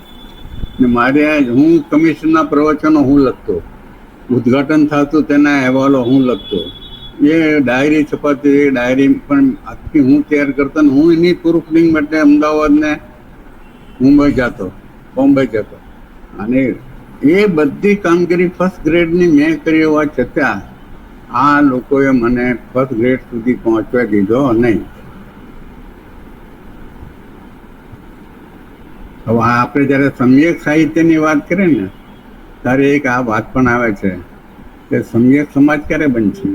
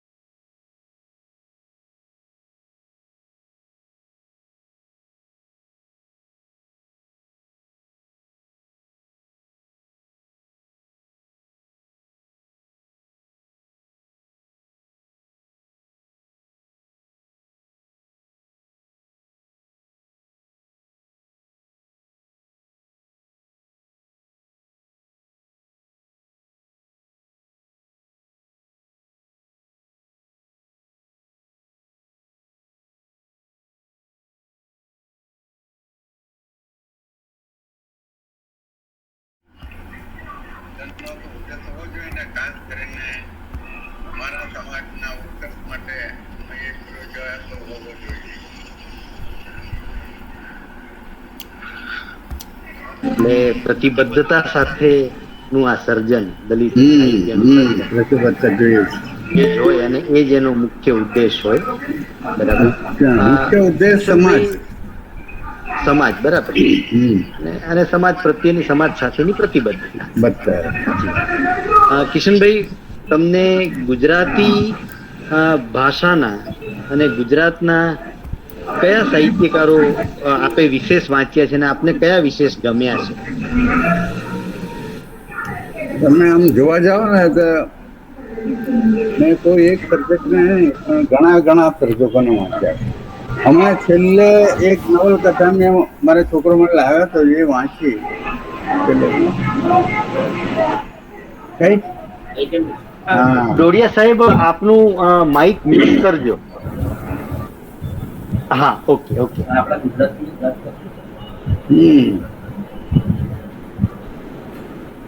ઘણી બધી નવલકથાઓ ઘણું બધું વાંચ્યું છે. હમણાં એક સાંભળજો, એક છે ને, એક તમને વાત કરું નટભાઈ. એક છે ને તે આખો ગદ્યખંડ વાંચ્યો છે એક મેં સમર્પણમાં. જૂનનું સમર્પણ હતું ને એમાં મેં વાંચ્યો હતો એ ગદ્યખંડ. પણ એ મને બહુ હૃદયસ્પર્શી લાગ્યો. તે મારા હૃદયમાં અંકિત થઈ ગયો છે. એની અંદર શું હોય છે કે એક ચર્ચ છે, બહુ જૂનું ચર્ચ છે. એ જૂના ચર્ચની આજુબાજુ વાડી છે ને વાડી પાસે એક જૂનું ઘર છે. એ ઘરની અંદર એક આદમકદ બારી છે. એ બારી પાસે એક ખાટલો અથવા પલંગ છે ને પલંગ પર એક માણસ છેલ્લા શ્વાસ લઈ રહ્યો છે. તો એની પાસે એની વાઈફ તો ઓફ થઈ ગઈ છે, ખાલી એની છોકરી જ જીવે છે. તેની દીકરીને કહે છે, ક્રિશ્ચન છે એટલે કે અમારે કન્ફેશન કરવું છે. એમ કે તું જો, એમ કે બહાર કોઈ એવો માણસ હોય તેને બોલાવ, મારે થોડીક મારી જે કબૂલાતો છે એ કરવી છે. એ છોકરી કહે છે કે પપ્પા તમે જોવો છો ને બહાર હિમાળું ઠંડો પવન વાય છે, પેલી એવું છે કે વૃક્ષોની ડાળખા પાંદડા બધા તૂટી રહ્યા છે, એનો અવાજ આવે છે ને રસ્તો તો એકદમ સૂનો પડે છે, કોઈ આવતું નથી. તે કે ના, એમ કે તું જો, એમ કે કોઈ હોય તેને બોલા, એમ કે તો મારું હૃદય હળવું થાય. સારું, છોકરી જાય છે, બહાર જોઈ છે તો એક માણસ સામેથી આવતો હોય છે, કાળો સૂટ પહેર્યો હોય છે, પ્રભાવશાળી વ્યક્તિ હોય છે. એને કહે છે છોકરી કે એક માણસ જીવનના છેલ્લા શ્વાસ ગણી રહ્યો છે એને કન્ફેશન કરવા માંગે છે. તો કે હા, ચાલો હું આવું છું. જાય છે. હવે એ લોકો જે ઘરમાં દાખલ થાય છે ને તે ઝૂંપડામાં, એના દરવાજા પાસે એક જૂનું વાજિંત્ર પડ્યું હોય છે. તો એ લોકો છે ને તે ત્યાંથી દરવાજાથી ઘરમાં દાખલ થાય છે એટલે પેલું વાજિંત્ર એકદમ મંજુલ સ્વરે રણકી ઉઠે છે. હા, એ જાય છે. જો કે હા બોલો, એમ કે શું છે, એમ કે તમારું કબૂલાત નામમાં કહે છે કે જુઓ, એમ કે મારી પત્ની માર્થા, એમ કે બર્થડે હતી, જન્મદિવસ, મારી પાસે પૈસા હતા નહીં. એ વખતે મેં ચર્ચમાંથી એક ચાંદીનું વાસણ ચોરેલું. હા, એ સિવાય મેં એટલા વર્ષ ચર્ચની નોકરી કરી પણ ક્યારેય એક પૈસો પણ મેં ચોરી નો હાથે. પેલા માણસ કે સારું, એમ કે ચાલો આ તો બહુ સરસ વાત છે.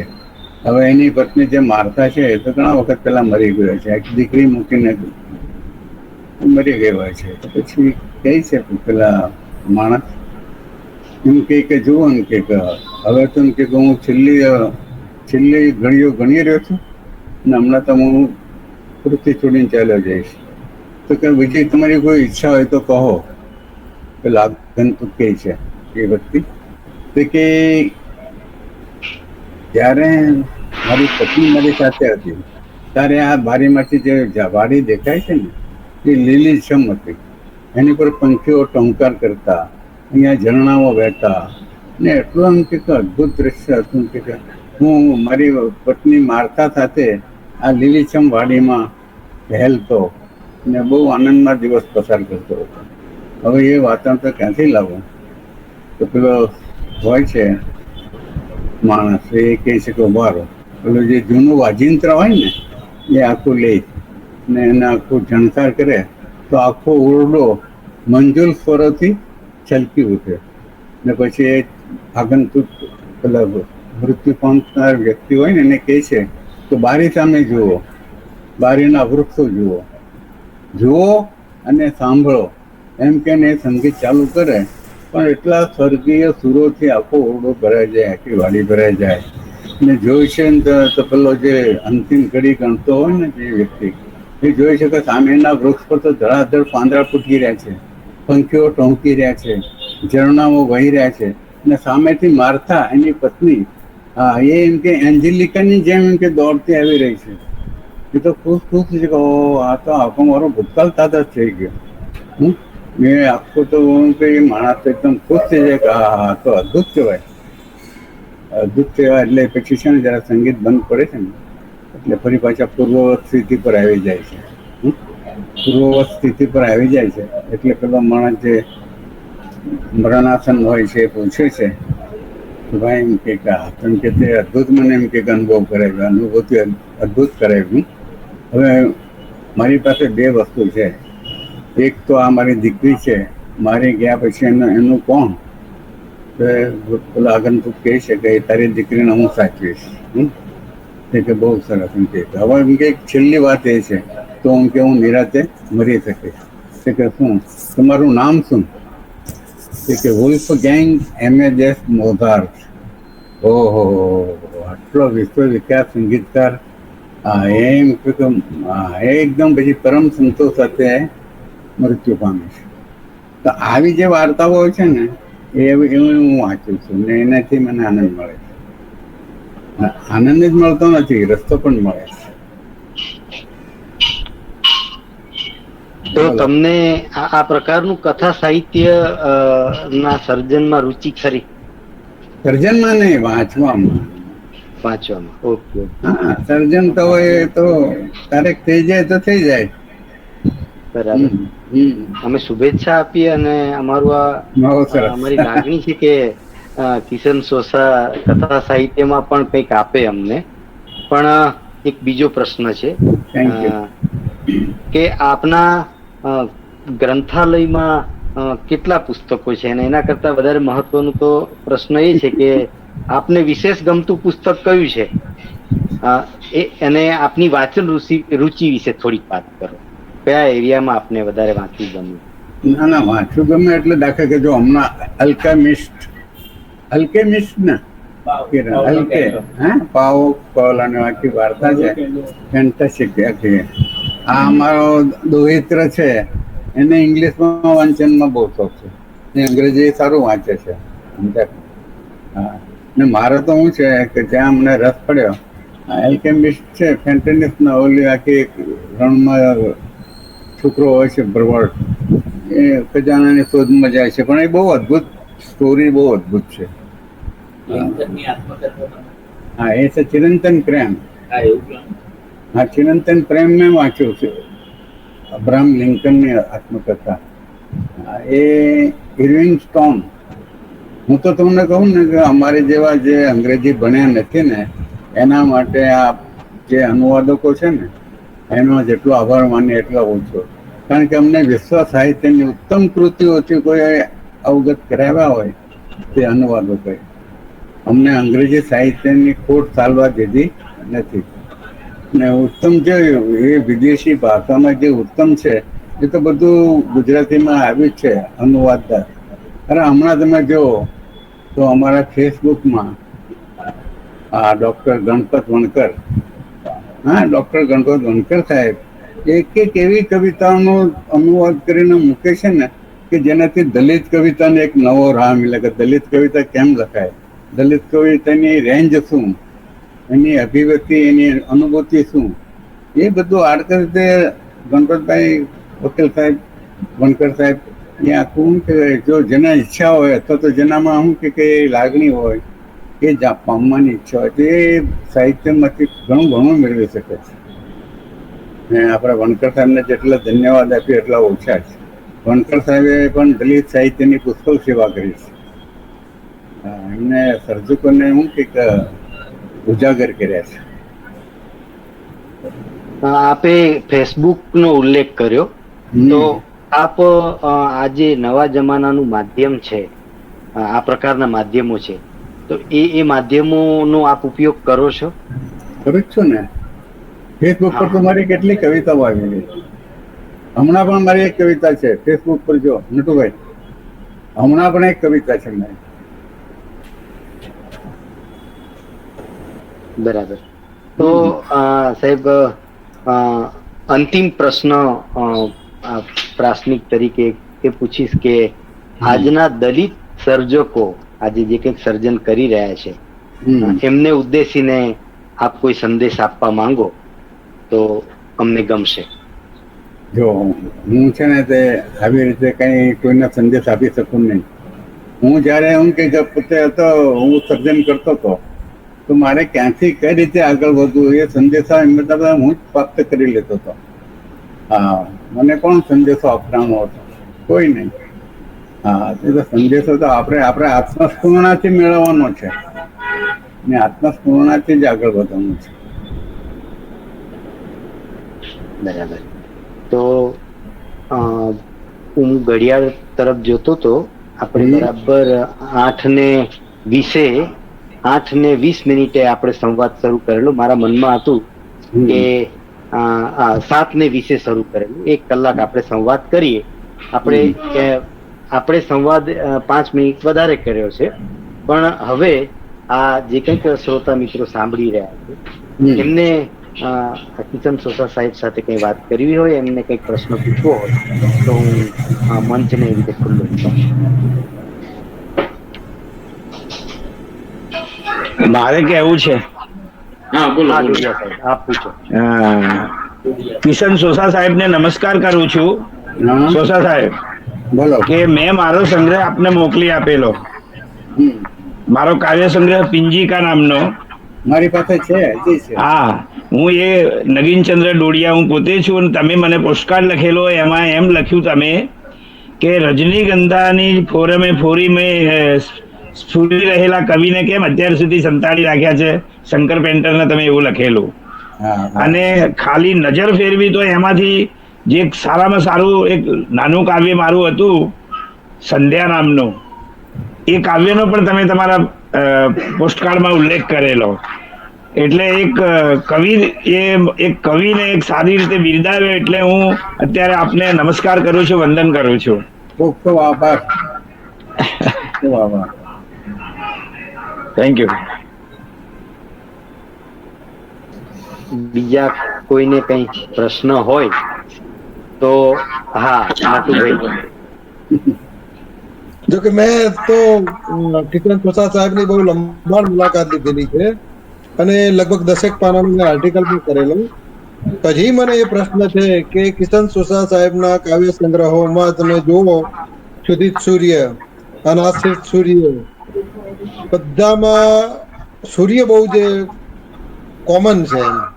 એટલે સૂર્ય પ્રત્યેનું ખાસ એમનું એટેચમેન્ટ, એમનું વર્ગણ, એના વિશે થોડો પ્રકાશ પડે એમાં બધા શ્રોતાઓને મજા આવશે.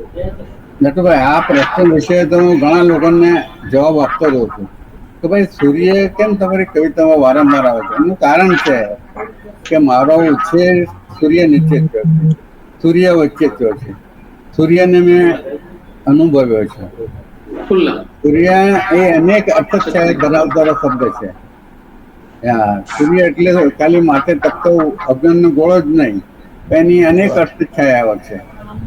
ને અનેક અર્થછાયાઓને મેં જો સૂર્ય જેમ ડૂબી ગયું હાર્મોનિયમ.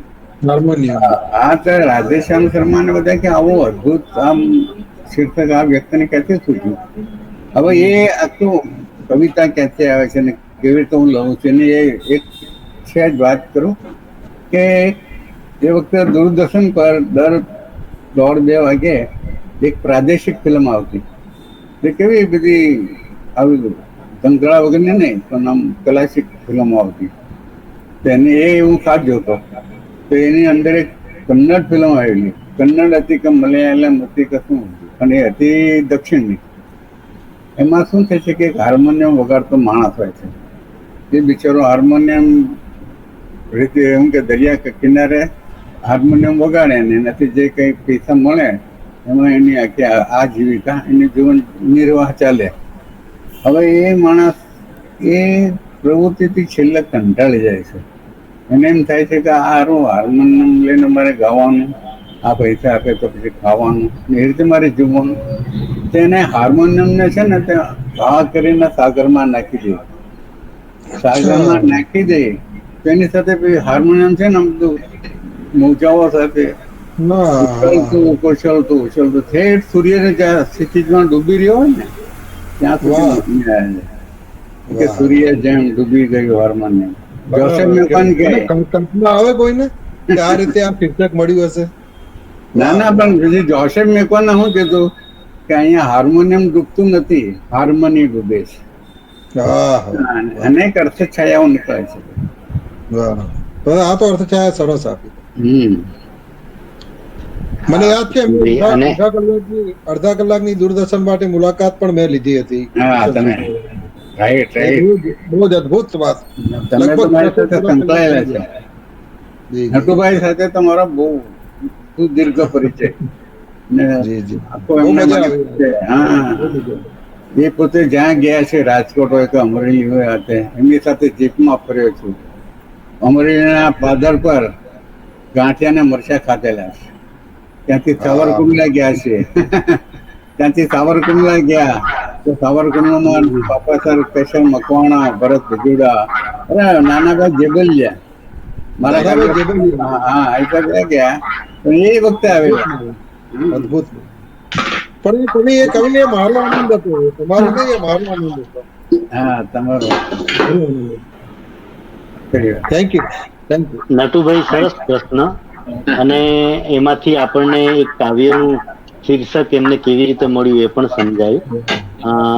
અને આમ પણ સૂર્ય એ જે લોકો અંધકારમાં રહ્યા છે અથવા અંધકારનો સામનો કર્યો છે એમના માટે બહુ સબળ રૂપક છે. એટલે વંચિતોએ સૂર્યનો આ રીતે ઉપયોગ કર્યો જ છે. અને આપણા વ્યક્તિઓ પણ સૂર્યની જેમ આપણને પ્રકાશ દેખાડી રહ્યા છે. એટલે એ શીર્ષક એ રીતે પણ ઉચિત છે. તો હું એવું માનું છું કે આ પ્રાસનિક તરીકેની મારી ભૂમિકાને હું અહીંયા પૂર્ણ વિરામ આપું છું. રતિલાલભાઈને વિનંતી કરું કે સંચાલનનો દોર આગળ લે. રતિલાલભાઈ.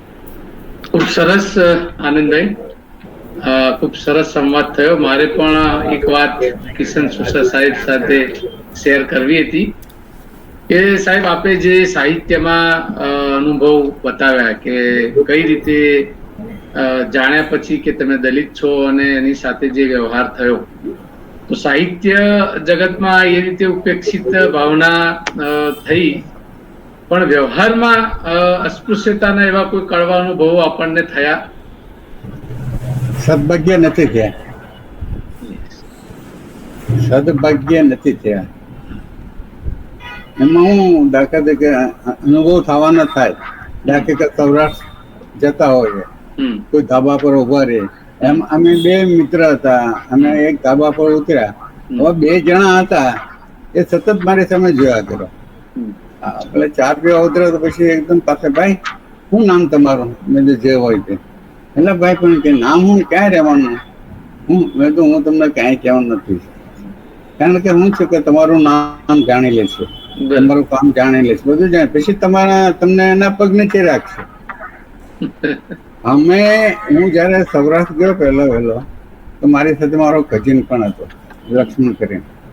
હા, હું મારી ભાભી ને અમારા બધા છોકરા વહી વખતે છે ને કઠવા ગામમાં ખોડિયાર માનું મંદિર, ત્યાં મારે માનતા ઉતારવાની. એટલે માનતા ઉતારવાનું આખી કાતરથી એક લટલી એલી પેલા ગોવો આવે. એ વખતે તો કઠવા ગામ બહુ સરસ હતો, મજાનું હતું. કે ત્યાં ગયા તો પછી બજારમાં જવા નીકળ્યા બધું લેવા માટે, નારિયેળને લેવા માટે. તો રસ્તામાં ખેતરના છેડા પર એક સફેદ પાપણ વાળો ડોસો વૃદ્ધ, એ આમ કરીને આમ કે ભાઈ અહીંયા તમારા ટોળામાં એમ કે લક્ષ્મણ દાદાનો દીકરો આવ્યો છે, એ ક્યાં છે? એટલે મારી ભાભી સમજી ગયા. તેને મને આગળ કરે એમ કે આવ્યો. તેને આમ મારે આમ લેજો નાખીને જોયું. હા કે બહુ આગળ. અને મારા દાદાનો કોઈ દોસ્તર હશે.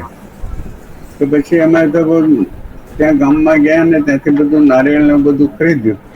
હવે ત્યાં કોઈ નાનકડી શેરી હોય 2 ગામ ઓલા કે 2 ફળિયામાં, ત્યાંથી જતા હતા ને એટલે તરત જ એ વૃદ્ધ માણસે હાથ પહોળા કર્યા. મને કે કોઈ ચા પીધા વગર જવું નથી, હું મારા ખોરડે હાલો. હું તૈયાર થઈ ગયો તો બધું જેને ચા તો પીવતા તો છે ને, મારા પેલો કઝિન મને કે ભાઈ જતો વાતો નહીં. મેં કીધું કેમ? કેમ કે અહીંથી મોટા ઉપાડે લઈ જશે ને આંગણામાં બેહાડ છે ને ઉપરથી રેડીને ચા આપશે, હું તું પી શકીશ? મેં કીધું ના ભાઈ કાકા માફ કરો દાદા, ન ગયો. એટલે આમ આબડછેડ થવાના અનુભવો મેં ટાળ્યા. બરાબર, સાચી વાત છે. એટલે એ જે આપણું સ્વાભિમાન જે છે એ સ્વાભિમાન આપણને ક્યારેય આ રીતે સમાધાન નથી કરવા દેતું, અને એ જ માનવતા છે. આપણે જે માનવીય ભાવોની વાત કરીએ છીએ, પણ આપણને ખાસ કરીને આપણી જે જૂની પેઢી છે આજે પણ એ બધી વ્યવસ્થા તો જુદી જુદી રીતે આપણી સામે પ્રત્યક્ષ થાય જ છે, કાયમ છે. અને આપણે જાણીએ છીએ કે આગળની જે પેઢી એ જે વેઠ્યું છે એ કોઈને કોઈ પ્રકારે અસહ્ય વેઠ્યું છે. આપણે ખૂબ જ સરસ સંવાદ કર્યો. આપના સંવાદમાંથી જે કંઈ મળ્યું એ ખરેખર એક બહુમૂલ્ય ભાથું છે, અણમોલ વિચાર છે. અને એ જ મૂડી છે આપણી, કે આપણા સાહિત્યકારો ધીમે ધીમે કઈ રીતે અનેક સંઘર્ષો સંકટો સહન કરીને પણ એ ટકી શક્યા છે. કારણ કે એમનામાં વૈચારિક પ્રતિબદ્ધતા હતી, સમાજ પ્રત્યેની નિષ્ઠા હતી, અને એ નિષ્ઠાની સાથે જેમણે પણ સમાધાન નથી કર્યું. આપે જેમ વાત કરી કે કંઈક ને કંઈક મેળવવા માટે ક્યારેક લલિતમાં પગ રાખતા હોય છે અથવા તો જતા હોય છે, પણ એવા ઘણાય સર્જકો છે જેમણે પોતાની કલમને ક્યાંય ઓછી ઊણી ઉતરવા નથી દીધી, પણ બલકે એમણે એક નવો રસ્તો પ્રશસ્ત કર્યો છે, બાબા સાહેબની વિચારધારાને આત્મસાત કરી છે. એટલે આપને ખૂબ ખૂબ અભિનંદન, ખાસ તો એટલા માટે કે આપ પણ દીર્ઘાયુ અને સશક્ત જીવન વધારે સમૃદ્ધ રીતે વિતાવો અને આપણી વચ્ચે રહો, અને નવી રીતે નવી પેઢીને પણ માર્ગદર્શન કરતા રહો. આપણી સાથેનો સંવાદ ખૂબ જ રોમાંચક પણ રહ્યો અને એક પ્રેરણાદાયી પણ રહ્યો. આનંદભાઈએ ખૂબ સારી રીતે આપની સાથે સંવાદ સાધ્યો. કોઈ બીજા મિત્રોને કંઈક પ્રશ્ન એવો સ્ફુર્યો હોય, કારણ કે આ એક એવું પ્લેટફોર્મ છે, ફરીથી કિશન સોસા સાહેબ સાથે આપનો સંવાદ આ રીતે શક્ય નહીં બને, તો જેને કોઈને વાત કરવી પણ હોય તે પણ કરી શકે છે. પછી આપણે આભાર વિધિ તરફ આગળ વધીશું.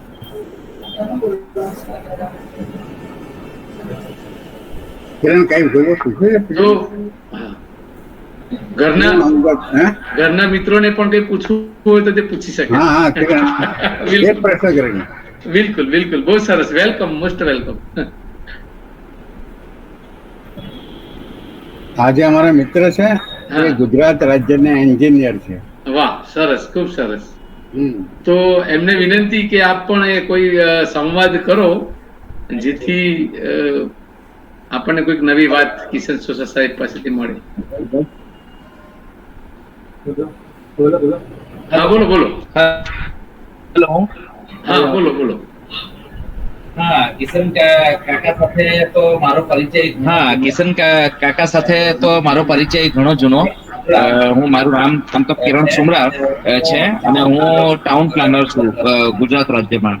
હાલમાં અમરેલી જિલ્લામાં અને બોટાદ જિલ્લામાં જિલ્લા નગર નિયોજક તરીકે ક્લાસ 1 અધિકારી તરીકે ફરજ બજાવી રહ્યો છું. કિશન કાકા સાથે વર્ષોથી મારે સંબંધ છે. 2000 થી, એટલે આજે તો નહીં તો 21-22 વર્ષ થઈ ગયા એ વાતને. અને મારી પહેલી હું થોડું ઘણું લખતો હતો ત્યારે કિશન કાકાએ જ આ કિરણ સુમરાની જગ્યાએ કિરણ રોઝ લખવાનું મને કીધું. મારા દાદાની ને એ લોકોની અટક રોઝ હતી, એટલે કે તું કિરણ રોઝ લખ, નહીં તો કિરણ છે તો પાછું હાસ્યામાં ધકેલાઈ જશે તરત જ. ને એ મેં મારા પહેલા જ અનુભવ્યું કે કિરણ રોઝ લખ્યું હતું, એટલે બધાએ પૂછ્યું આ રોઝ એટલે કેવા, તમે શું? એટલે ત્યારથી જ મને જાણકારી મળી કે ના, કિશન કાકા જે કંઈ પણ વાત કરતા હોય છે અવહેલનાની એ બધી એ એમના જીવનમાંથી જે કંઈ પણ છે તે સાચી વાત છે. ને જે રીતે મને અમરેલી, મોરબી, રાજકોટ પણ મને પણ અનુભવ થાય છે તે જોતા હજુ આપણે ઘણું વેઠવાનું ને ઘણું હજુ આગળ જવાનું છે એવું લાગે છે. આ તબક્કે કિશન કાકાએ કીધું છે તો હું ખાલી એમને એમ જ કહીશ કે એક દલિત અને એક લલિત કૃતિ તેઓ બોલે તો સમાપન સારી રીતે થયું ગણાશે એવું મને લાગે છે. આપે એક દલિત કૃતિ અને એક લલિત કૃતિ બંનેનું પઠન કરવાનું છે. હા, જો તમે હમણાં ટાઈમ થઈ ગયો એની વાત કરી કે ભાઈ સમય થઈ ગયો છે આ કાર્યક્રમને આ છે. બિલકુલ બરાબર? બિલકુલ હા, બિલકુલ. તો હવે એ સમયના સંદર્ભે એક ટંકા બોલું છું. Okay okay. ઘડિયાળના કાંટા ઢાંકી દીધા છે તરુ ડાળીએ. ઘડિયાળના કાંટા ઢાંકી દીધા છે તરુ ડાળીએ. ક્ષણ જોવા જઈએ ને ફૂલો નિહાળીએ. વાહ, ક્યાં વાત. ક્ષણ જોવા જઈએ ને ફૂલો નિહાળીએ. ખૂબ સરસ. ધન્યવાદ. આપે બહુ સરસ રીતે સમાપન તરફ એક સરસ ટાંકા પઠન કરી બતાવ્યો. ખરેખર તો આપણે જે આ સમ્યક ચર્ચા કરી રહ્યા છીએ અને આપે એ પણ પ્રકાશ પાડ્યો જ છે એટલે એ વિશે હું વધારે કોઈ વાત નહીં કરું, પણ આ જરૂરી હતું. અને આપણા જેવા આવા સબળ સશક્ત સર્જકો કોઈને કોઈ કારણે ઉપેક્ષિત રહ્યા અથવા તો ઉપેક્ષિત જે સમાજે આપણને રાખ્યા છે, પણ એમનો સાથેનો સંવાદ, એમની અંતરંગ ભાવનાઓ, એમના મનની જે ભાવનાઓ છે એ આજે આપણને પણ અમને બધાને જાણવા મળી. સાહિત્ય તરફનો આપણો ઝોક કઈ રીતે ધીમે ધીમે વધતો ગયો અને વિચારધારાની પ્રતિબદ્ધતા જે છે એમાં જે આપણે વાત કરી છે ખરેખર ખૂબ જ સરાહનીય છે. ખરેખર એ સિવાય શક્ય નથી. પ્રતિબદ્ધતા સમાજ પ્રત્યેની ન હોય તો કોઈ પણ સર્જક એ ટકી ન શકે અને આપણા માટે તો એ ખાસ છે. એટલે આપનું આગમન અને આપનો સંવાદ અને એમાંથી જે કંઈક મળ્યું છે એ ચિરંજીવ રહેશે, આવનારા સમયમાં પણ રહેશે એવી આસ્થા નહીં પણ ખાસ ભાવના પણ છે અને રહેશે જ. આપનો હૃદયપૂર્વક આભાર માનું છું હું ખાસ સંચાલક તરીકે. આભાર માટે જીવરાજભાઈ જો કદાચ અવેલેબલ હોય તો એમને લગ્નમાં રોકાયા છે પણ છે કે કેમ, નહીં તો પછી પરમાર સાહેબ ક્યાં છે? નટુભાઈ પરમાર સાહેબ નીકળી ગયા નથી? બરાબર. તો આભાર વિધિ હું પોતે રતિલાલભાઈ પોતે જ કરી લો ને. ના, એટલે મેં કીધું હવે એ તો શું છે એ નિમિત્તે, હા ચોક્કસ ચોક્કસ એ નિમિત્તે કોઈને બે વાત કરવી હોય. પણ ખૂબ ખૂબ આભાર સોસા સાહેબ આપનો, હૃદયપૂર્વક આભારી છું. હું આપને ક્યારેય મળ્યો નથી, મને સતત મળવાની બહુ ઈચ્છા હતી. વચ્ચે સુરતમાં આવે ત્યારે પણ એવા મિટિંગોમાં આવવાનું થાય કે ટ્રેન માંડ માંડ પકડવાની હોય અને પ્લેટફોર્મ પર પહોંચી ત્યારે ટ્રેન આવી ગઈ હોય એટલે એવી દોડાદોડીમાં ક્યારેય મળી ન શકાયું. પણ હવે આવીશ તો અચૂક મુલાકાત આપની રૂબરૂ લઈશ ને મેં આપને જોયા, મને બહુ આનંદ થયો અને સાંભળે એથી વિશેષ આનંદ થયો અને મનમાં એવું થયું કે આપણા સર્જકો પાસેથી આપણે જેટલું ન મેળવીએ એટલું ઓછું છે. તમામ મિત્રોનો હૃદયપૂર્વક આભાર. ખાસ આનંદભાઈએ જે સરળ ભાષામાં અને સરળ શૈલીમાં આપણી સાથે સંવાદ સાધ્યો એ માટે. અને ફરી આપણે આવતા શનિવારે મળીશું ત્યારે મહેશ દાફડા આપણી સાથે જોડાશે, પછી નિલેશ કાથડ છે, ધરમસિંહભાઈ પરમાર છે, એમને પણ આપણે જોડીશું. ત્યાં સુધી રજા આપશો. જય ભીમ, જય ભારત. થેન્ક યુ સાહેબ, થેન્ક યુ વેરી મચ.